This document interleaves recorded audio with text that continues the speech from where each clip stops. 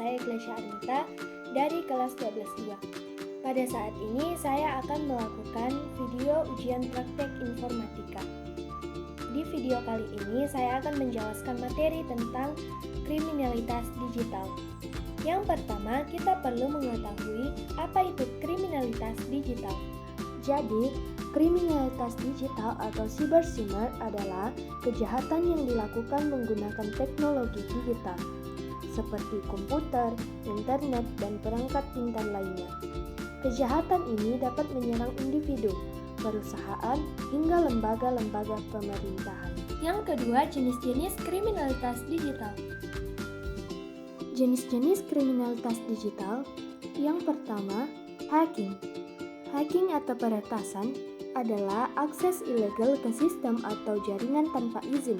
Contohnya, seorang hacker membobol akun media sosial seseorang dan menggunakannya untuk menyebarkan informasi palsu. Yang kedua, phishing atau penipuan identitas merupakan teknik menipu korban agar memberikan data pribadi seperti username, paspor, atau data kartu kredit. Contohnya, email palsu yang mengatasnamakan bank meminta pengguna memasukkan informasi login ke dalam situs palsu. Yang ketiga, malware dan ransomware.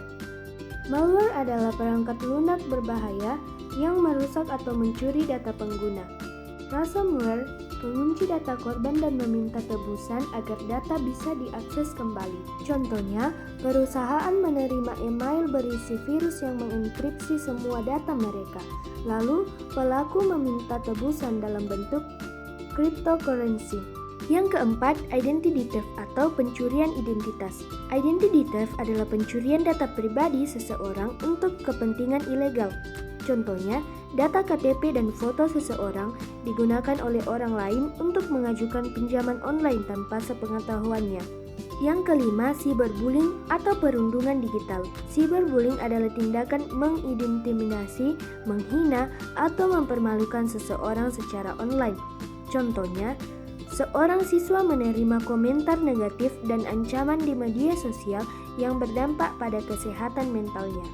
Yang keenam, carding atau penyalahgunaan kartu kredit. Carding adalah penggunaan data kartu kredit curian untuk transaksi ilegal. Contohnya, seorang pelaku membeli barang elektronik yang mahal dengan kartu kredit hasil curian. Yang ketujuh yaitu online scamming atau penipuan online. Penipuan online dilakukan dengan berbagai cara, seperti investasi bodong, toko online palsu, dan lainnya. Contohnya, sebuah toko online menawarkan smartphone murah, tetapi setelah transfer, barang tidak pernah dikirim. Yang kedelapan, deepfake dan hoax adalah manipulasi video menggunakan kecerdasan buatan sehingga seseorang tampak mengatakan atau melakukan sesuatu yang sebenarnya tidak pernah terjadi. Contohnya video seorang pejabat negara yang seolah-olah mengucapkan pernyataan kontroversial untuk menyebarkan hoaks. Yang ketiga, apa saja dampak kriminalitas digital? Kriminalitas digital memiliki dampak serius, antara lain kerugian finansial. Uang korban dicuri atau digunakan untuk transaksi ilegal. Yang kedua, pelanggaran privasi. Data pribadi bisa disalahgunakan. Kemudian, gangguan mental. Cyberbullying dapat menyebabkan stres dan depresi. Yang terakhir, ancaman keamanan nasional. Serangan siber dapat membahayakan infrastruktur negara. Yang keempat, bagaimana cara mencegah kriminalitas digital? Cara mencegah kriminalitas digital. Yang pertama, gunakan paspor yang kuat. Dalam membuat paspor, gunakan kombinasi huruf, angka, dan simbol. Yang kedua, aktifkan autentikasi 2 faktor atau 2FA. Yang ketiga, jangan klik link mencurigakan. Kemudian, gunakan antivirus dan update sistem.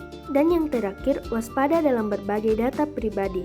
Jangan sembarangan mengunggah informasi pribadi. Yang kelima, hukum yang mengatur kriminalitas digital di Indonesia. Kriminalitas digital diatur dalam Undang-Undang Informasi dan Transaksi Elektronik atau UU ITE nomor 19 tahun 2016, diantaranya Pasal 27 terkait pencemaran nama baik dan penyebaran konten ilegal. Pasal 28 penyebaran hoaks dan ujaran kebencian. Pasal 30 akses ilegal atau hacking. Pasal 32 perubahan data secara tidak sah. Pasal 36 penipuan yang menyebabkan kerugian besar. Yang terakhir, contoh kasus nyata tentang kriminalitas digital. Kasus nyata kriminalitas digital. Yang pertama, kasus peretasan Tokopedia pada tahun 2020. Data 91 juta akun pengguna bocor dan dijual di dark web. Yang kedua, kasus ransomware WannaCry pada tahun 2017. Ribuan komputer di seluruh dunia terkena ransomware dan data mereka terkunci. Yang ketiga, kasus deepfake di media sosial.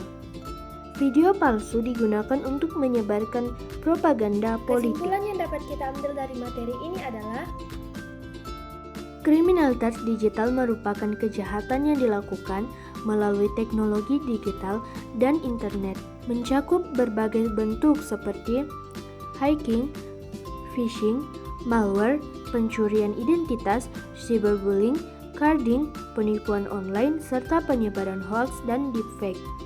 Dampaknya sangat besar, mulai dari kerugian finansial, pelanggaran privasi, gangguan mental, hingga ancaman terhadap keamanan nasional. Oleh karena itu, penting bagi setiap individu untuk meningkatkan kesadaran akan keamanan digital, seperti menggunakan password yang kuat, mengaktifkan autentikasi 2 faktor, berhati-hati dalam membagikan informasi pribadi, seperti menghindari tautan mencurigakan.